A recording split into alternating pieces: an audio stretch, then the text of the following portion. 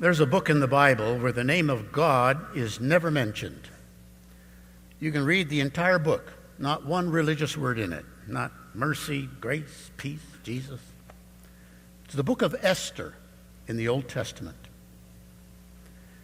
But even though God's name is nowhere mentioned in the book, you sense his presence there, dominating everything that happens.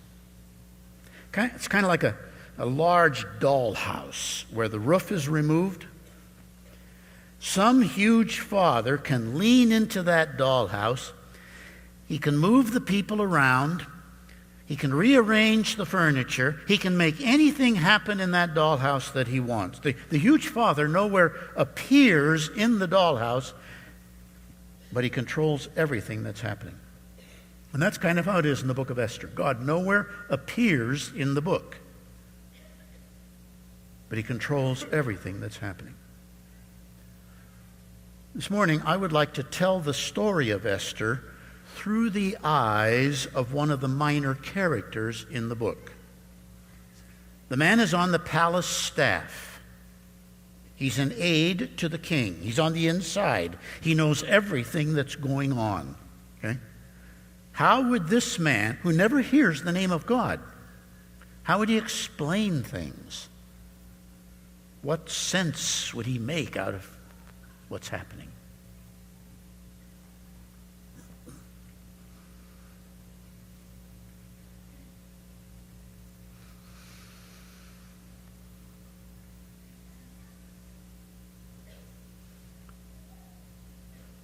My name is Harbona. My job? Depends on what country you're in. In Britain, I would be called a personal valet. In your country, male private secretary.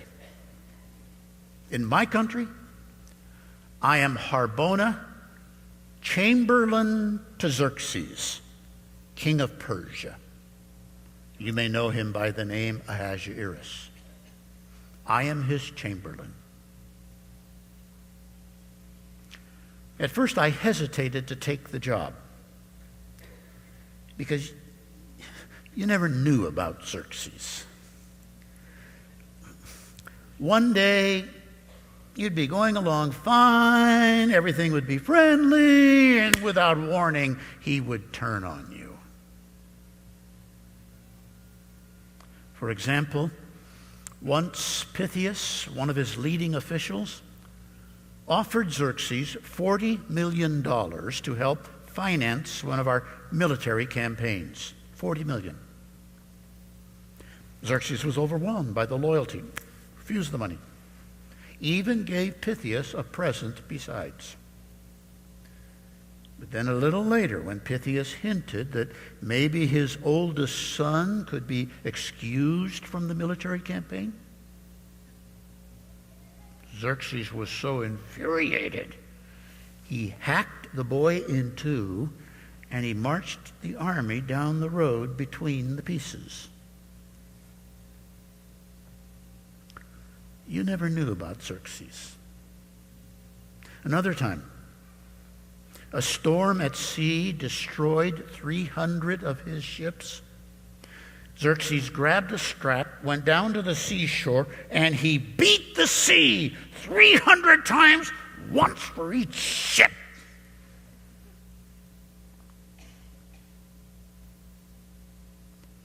See why I hesitated to take the job? But I took it. I made up my mind, I'm going to get along with Xerxes. Never rub him the wrong way. Just go with the tide.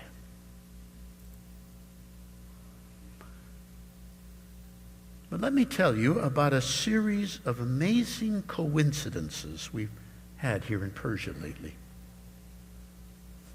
We've had the most peculiar chain of events take place. It's kind of funny how it all worked out. It all started years ago after what we call the Bay of Salamis fiasco. Xerxes was making a bid to take over Greece, expand the Persian Empire, doing all right until one naval battle, Bay of Salamis, entire Persian navy destroyed. Xerxes had to sneak back to Persia on a fishing boat. But for the longest time after that, he's down in the dumps. No spark. No interest. And then he started moaning about Vashti. Poor Vashti. How he'd done her wrong. Vashti was the queen he had gotten rid of. Hey, unfortunate affair, yeah. But what's past is past. Wouldn't it be good to keep moping about it? I thought to myself, something's got to be done to put some life back into Xerxes. What can we do? What can we do?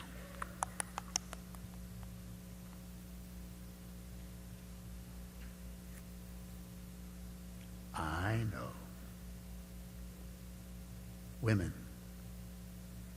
And lots of them. I told him my idea. Why don't you gather beautiful young virgins from all over the kingdom here to the palace? Why don't you get to know them, and maybe you'll find one you like well enough to make your new queen? He went for the idea. It wasn't long until we had the best-looking girls in all Persia right here at the palace. Whole thing did wonders for Xerxes. Saw them all. But there was one in particular that caught his eye. He began to see more and more of her. And pretty soon, sure enough, Xerxes had found himself a new queen. The girl's name was Esther. As far as I'm concerned, he picked the best one. A real beauty. Only thing about Esther, though, she didn't look Persian to me. Yeah. What difference does that make? She was a good-looking queen, and Xerxes was his old self again. Things went on real smooth after that for about 5 years. And then one day when Xerxes was holding court, in hopped Haman. Haman was the king's favorite. Haman had been rapidly rising in our State Department the past few years. He was now actually number 2 man in the kingdom. Okay? I didn't care for Haman. I didn't trust him. Never told Xerxes, go with the tide. Haman had this little speech all prepared for Xerxes. Xerxes, scattered throughout your kingdom, there are a group of people who are a very disruptive element. They have their own peculiar laws. They don't pay attention to our Persian ones. It's really to your disadvantage to continue to tolerate them. Now, I suggest that we pass a decree that they be destroyed. I myself will advance personal funds to take care of the matter. Sounds like a good idea, Haman. Follow through on it. And Haman, keep your money. Use government funds. Just like that. Didn't ask who he was talking about. But it wasn't Xerxes that puzzled me. That's just the way he was sometimes. It was Haman. I couldn't see what Haman was getting at. It's not like him to be so free with his money unless there's something in it for him. I decided to find out what was going on. The fellow who taught Haman's sons was a friend of mine. I asked him, you know what it was? Haman wanted to liquidate an entire race of people because of one member of that race. Now, just because he was irritated with one of them, he wanted to destroy them all. Here was his problem. We have in Persia what we call a citizens' council. This council is composed of one representative from every racial, ethnic, national group in the kingdom. The purpose of the council is to decide minor issues that don't require the attention of the king. Well, Haman's job, number 2 man in the kingdom, is to drop in on this council every so often just to see that things are going okay. Whenever he comes into the citizens' council, all the representatives from all the racial national groups, they all get up, they all bow down to Haman. All the representatives bow down to him, except for one of them, the Jewish representative, who just stays seated in his chair.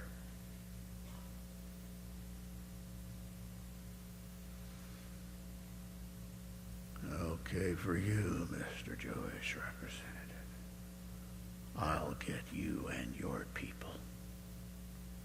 And that's who Haman was after, the Jews. He wanted to liquidate the Jews. I mean, liquidate. I saw the decree after he got through filling it out. It was brutal. Destroy, kill, and annihilate all Jews, young and old, women and children, on December 13th, and confiscate their property. Destroy, kill, annihilate. That ought to do it. All Jews, young, old, women, children. December 13th. Those poor Jews have 9 months to live. As I thought about it, it didn't make sense to me. Near as I could tell, for reason the Jewish representative doesn't get up and bow down, something to do with his religious beliefs. We Persians have always been tolerant of other people's religions. Haman gets my goat. Thought of saying something to Xerxes, but why stick my neck out? Besides, too late. The decree is already circulated throughout the kingdom. A few days later, I was on the 2nd floor of the palace, went by an open window out into the courtyard, when I heard an awful commotion out there. I looked out there, and some guy is wailing, screaming, making an awful noise. And he's a mess. His hair is, his face is smeared, soot, ashes. Clothes are torn, shredded. Thought to myself, somebody's got to tell that guy, get away from the palace. I'm going over to the steps to go down to do it when I bump into Haytak. Haytak is the queen's attendant. Haytak seems to be going the same way I'm going, only he's carrying some clothes. And I say, what you doing? And he says, well, the queen wants me to take these clothes out to the fellow out in the courtyard. I thought, oh, okay, I'll let you handle it. Yeah. And tell him to get away from the palace. I thought, Esther, all heart. How many queens do you know that would care about a bum who needed clothes? But Haytak's coming back in. He still has the clothes with him. What's the matter? Weren't they his size? Do you know who that is? No. That's the Jewish representative. Oh. Well, he does have something to holler about if he's seen the decree. He told me to give this paper to the queen and to tell her to see Xerxes about it. Let me see. Yeah. It's a copy of the decree. But why bother Esther with it? It's none of her affair. She just He just told me to tell her to see Xerxes about it. See, Xerxes doesn't know anything. He knows about a decree. He doesn't know it's against the Jews. Besides that, why go through the queen? What's she got to do with this? I don't know, but I better do like you said. Okay, let me have it back. Okay. A little later that day, I saw Haytak again. Looked like he was sitting on a powder keg. Hi, Haytak, how's it going? Harbona, you'll never believe it, you'll never believe it. The queen's a Jewess. You're kidding. She's Jewish. No wonder she didn't look Persian to me. When I showed her the decree, she turned real pale, but she didn't want to go see Xerxes about it. He hasn't called for her now in about a month. I'm one of his moods again lately. She told me to go back and tell the Jewish representative, Mordecai's his name, he's her uncle. She told me to tell Mordecai, not a good time. If she went in uninvited, Xerxes might do something severe. But her uncle said, good time or no, it's against all Jews. And being queen won't spare her.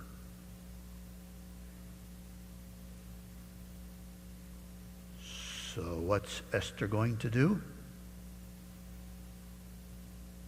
She's going to take her chances and go in and see Xerxes. Harbona, you think we ought to say something to Xerxes about? Are you kidding?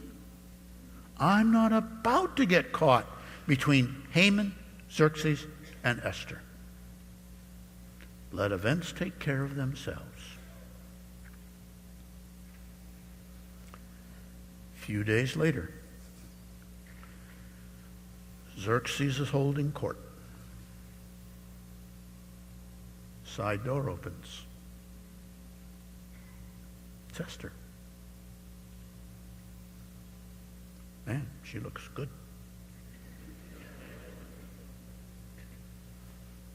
She really fixed herself up. Xerxes put down the scepter, which meant that she was free to approach. When she got closer, he could see that something was bothering her. He can be real tender when he wants to be. You ought to hear him. Esther, what is it? What can I do for you? Name it, and you can have it. And I thought she would come out with it, but she didn't. And later I thought, well, okay, Haman wasn't there. Because what she said was, would Xerxes and Haman join her in the queen's suite for a specially catered lunch at noon? Okay. Lunch comes. Xerxes again kind of probes what's the reason here. And she says, would Xerxes and Haman come for a second lunch tomorrow? And I'm thinking, what are you waiting for? Why don't you come out with it? But you know, kind of funny that she didn't tell him at that first lunch. Because a couple of very interesting things happened between those two lunches. If she told him at the first lunch, it would have been too soon because of what happened between those two lunches. Amazing coincidence, amazing. The first thing that happened between those two lunches, and I got this from the tutor at Haman's house, that night, Haman floated home on a cloud, threw a big party, gathered all of his friends, gave them his own personal success story, how he had been rapidly promoted through the State Department to the number 2 spot in the kingdom, and today the climax, private luncheon engagements with royalty. The only moth in his Persian rug was Mordecai. Even with the decree out, Mordecai still would not get up and bow down. And so that night, Haman and all of his friends, they fixed up the huge tree in the backyard into a gallows. And they decided that first thing in the morning, Haman would talk to Xerxes about hanging the Jewish representative. Second thing that happened, between the two lunches, and this is really weird, that night Xerxes had insomnia. Couldn't sleep. And he usually slept dead to the world. But about 2 o'clock in the morning, I heard it. Harbona! Harbona! I was in the other next room asleep.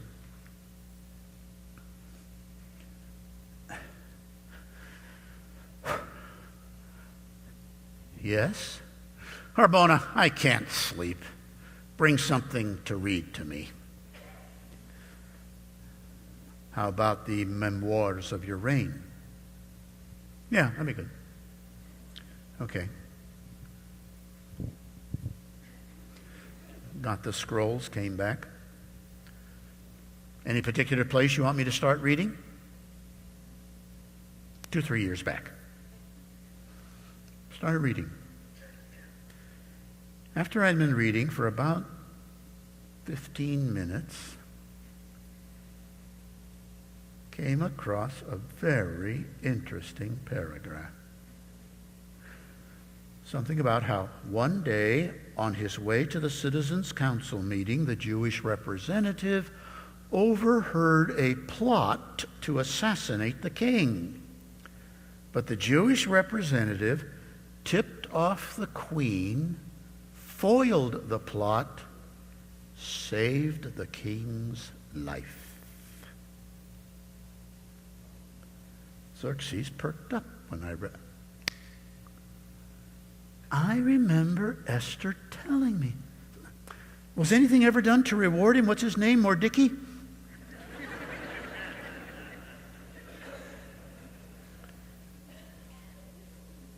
Mordecai. Was anything ever done to reward him?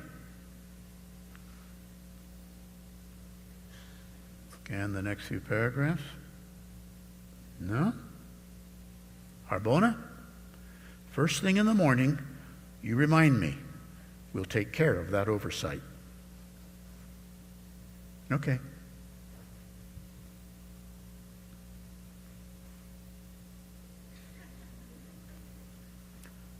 This is a fine howdy-do. Haman's going to hang him. Xerxes is going to honor him. I can't wait for morning. First thing on the throne, Xerxes doesn't need any reminding. Is any of my advisors available? Somebody said, Haman's outside. Send him in. In came Haman, raring to tell the king his idea about hanging the Jewish representative. Never got the first word out. Haman? Haman? There's a man in my kingdom that I owe a lot to. I'm deeply indebted to this man. I want in some public way to show my appreciation. Do you have any ideas? Did Haman have any ideas? He thought it was himself. Oh, Xerxes, yes, let's see. For whoever this might be, I would put a gold crown on his head. I would drape over his shoulders the king's ceremonial robes. I would set him on the king's stallion, and then have one of your leading officials conduct him through the public streets, shouting, "This is a man the king wants to honor." Haman, that's good. Look, you're a public official. You do that for the Jewish representative. Mordecai's his name. You'll be getting out of the council meeting right now. You meet him there with all of the trimmings that you mentioned, and Haman, shout loud, I owe this man a lot. I wish you could have seen Haman's face. 1 minute he was, and then the next minute,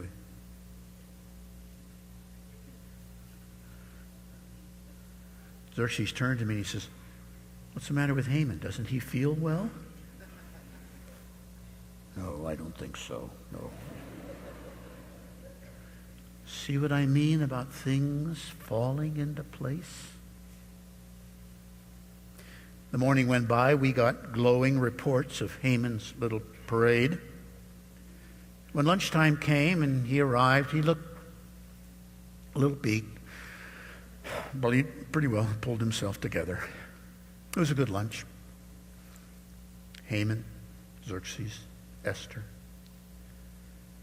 And as they were lingering over dessert, Xerxes turned to Esther and he said, "Esther, something's been on your mind the past few days. I want you to tell me what it is. Can I do anything for you? Can I give you anything?" I thought, here it comes. Sure enough. "Yes, Xerxes, there's something you can do for me. There's something you can give me. Give me my life. Give me the lives of my people. We are about to be destroyed, killed, and annihilated." Each one of those words was like a slap in the face to Haman. "Xerxes, what are you talking about? Who would dare do such a thing? Name the man."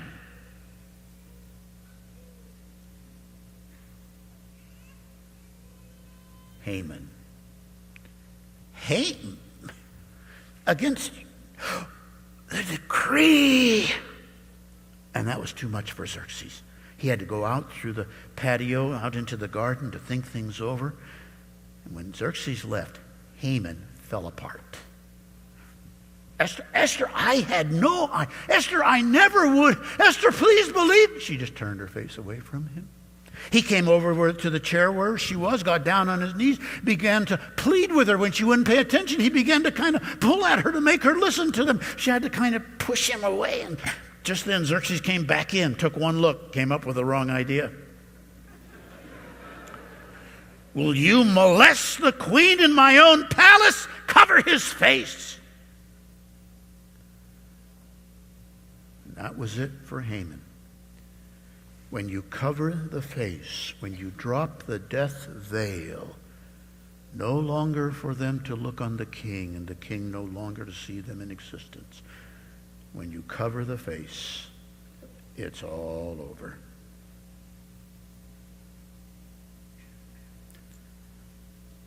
I spoke up then.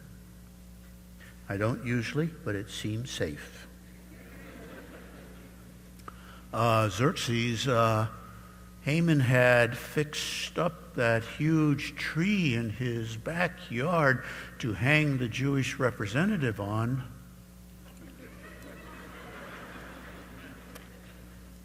Makes a high gallows. Hang him on it. And they did. They also passed a new decree. In Persia, you cannot revoke a decree once it's out there, but you can pass a second decree to kind of counterbalance it. And the second decree said that when December 13th came, the Jews could use whatever means they wanted to defend themselves against anyone who came to do them harm. In fact, the new decree said the Jews could actually band together and take the initiative against their enemies, and the government would ask no questions. You should have seen the Jews dancing in the street when that one came out.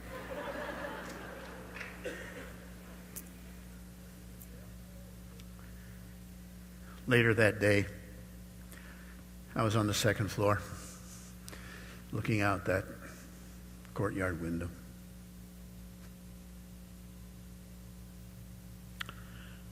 Thinking back over the amazing chain of events that had taken place. Esther being picked queen out of all those girls.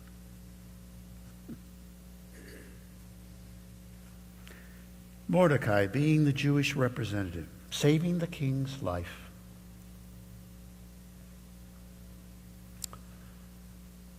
Xerxes having insomnia just the right night.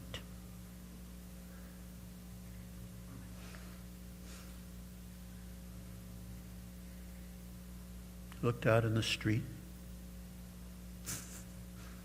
saw the Jews dancing, celebrating in the street.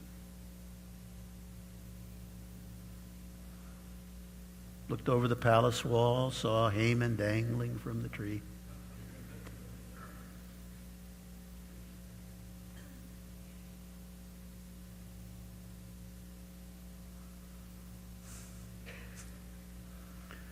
Thought about how all those coincidences had worked together. Said to myself, those Jews, they sure are lucky.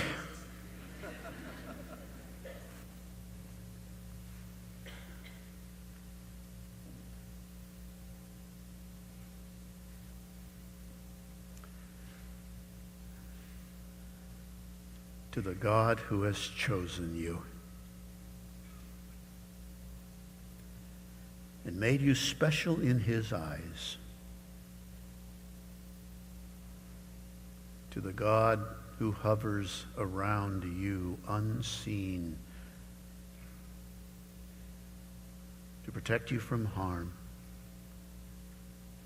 and to give you the future he's planned for you. To our great and good God be glory forever. Amen.